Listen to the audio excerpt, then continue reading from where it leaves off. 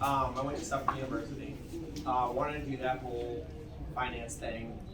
Got a job offer at this big bank. I walked in and I was like, this is not what I want to do with my life. These people are all assholes. They want to scam every single person they know for money.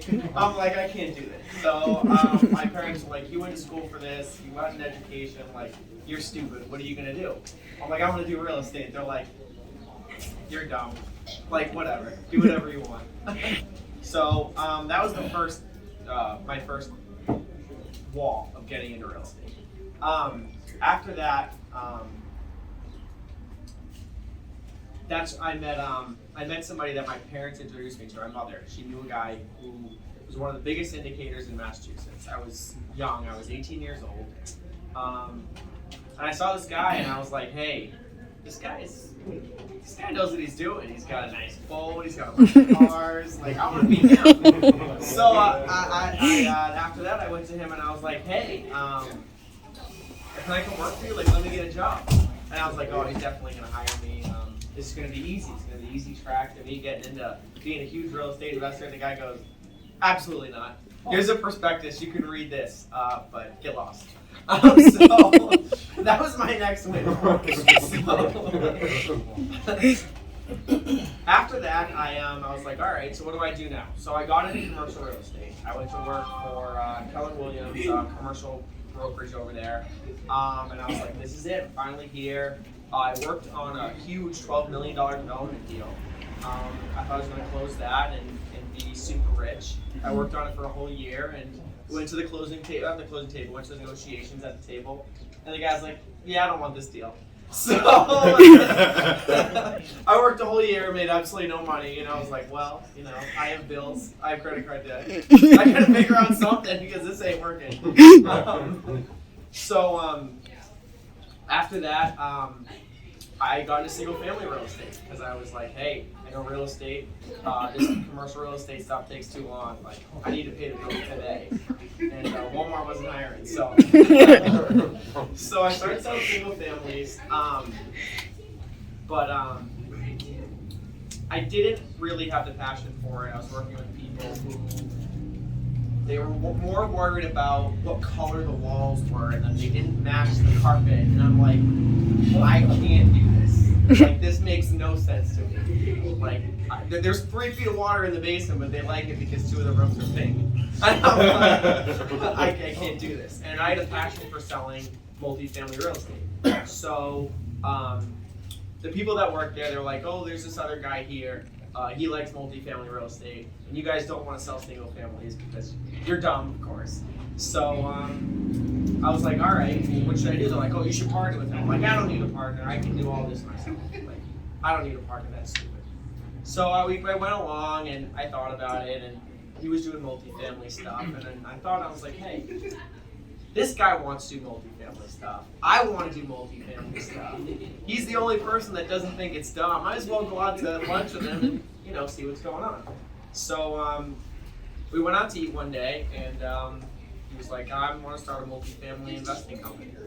And I was like, hey, I got nothing to lose at this point. I'm all in. So that was my first start at getting a partner. And when you find the person that offsets your weaknesses, as I'll explain later, it really can help change your investing track.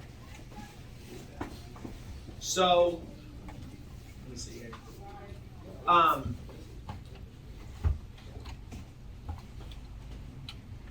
So one of the things that I learned and my partner was good at is I knew the things that I was really bad at.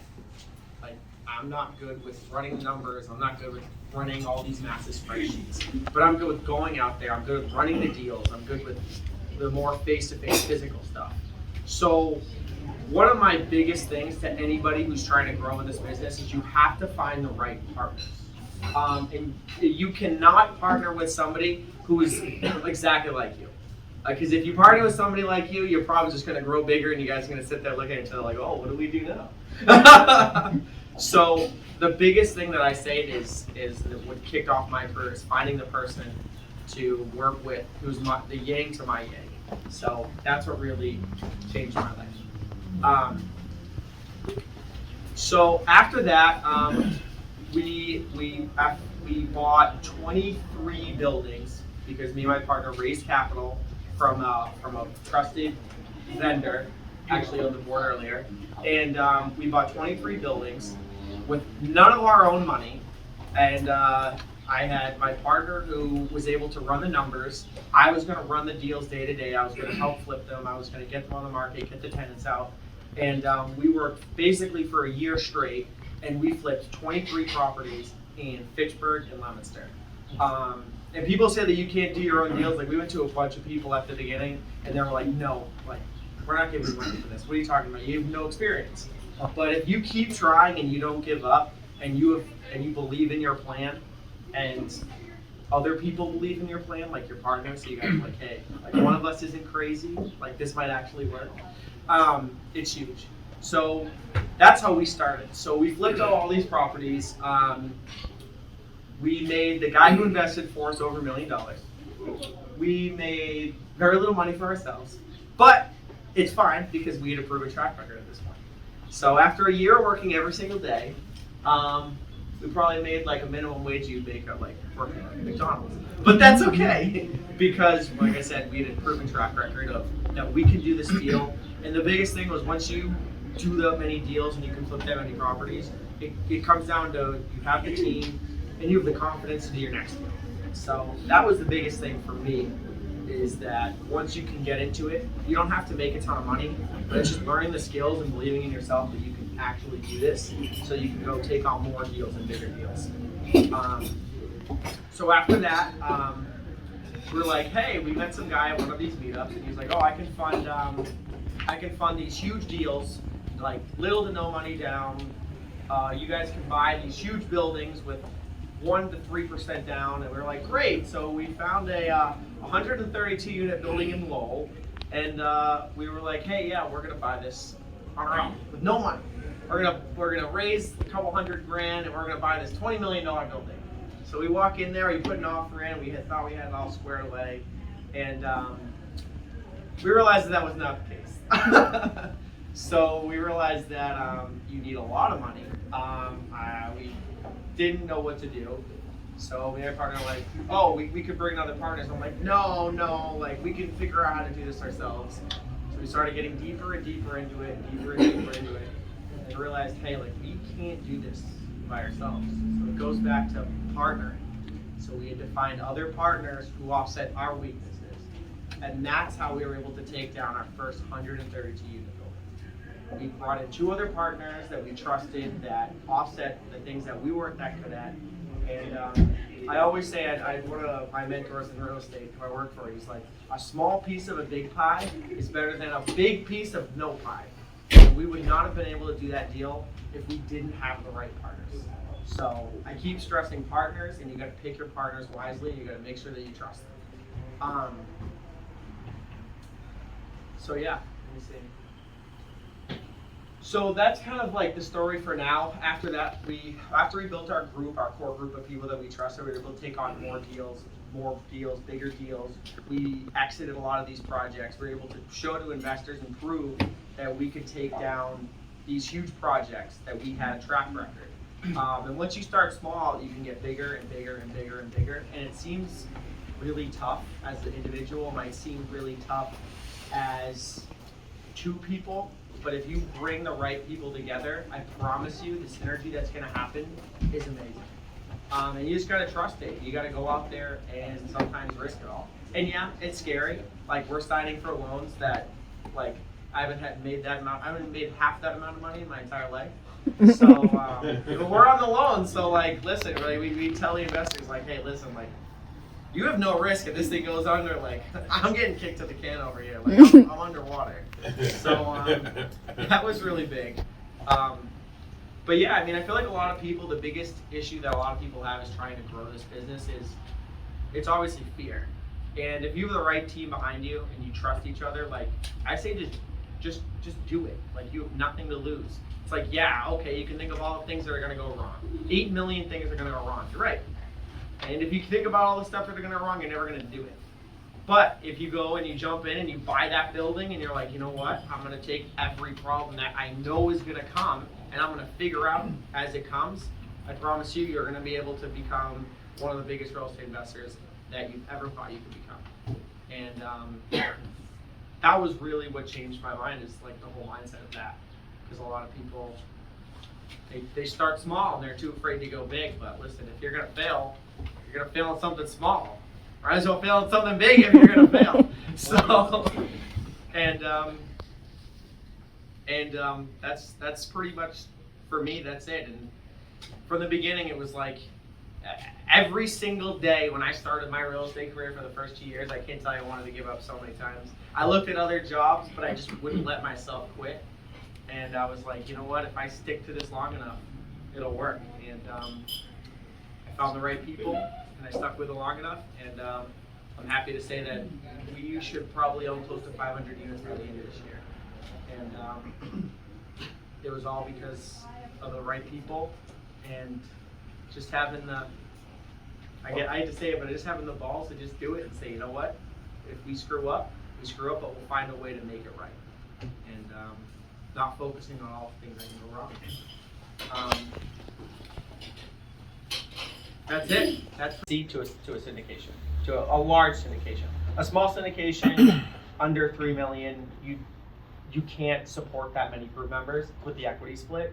But over $3 million, you could have your solid 4 partners, and you got to have the guy that's it runs your numbers. You got to trust him. He's got to run them back to back, and he's got to run your models through your computer, your Excel models, and you got to have somebody check those. So once you run your models, you have somebody else check them. Usually your underwriter, if you have a relationship with your underwriter, that checks off that box. The next one is relationships for investors. So you have to have a relationship manager for investors. If people are going to give you $1, $2, $3, $5 million, you gotta have somebody write them emails consistently.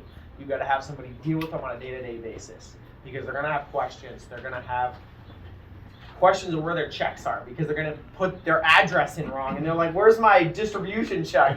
And it's like, I can't be spending 2 hours doing this while I'm trying to do something else. So, investor relations is the second one. The third one is marketing and putting together all the presentations. You can sub it out, but it's a lot easier to do it internally.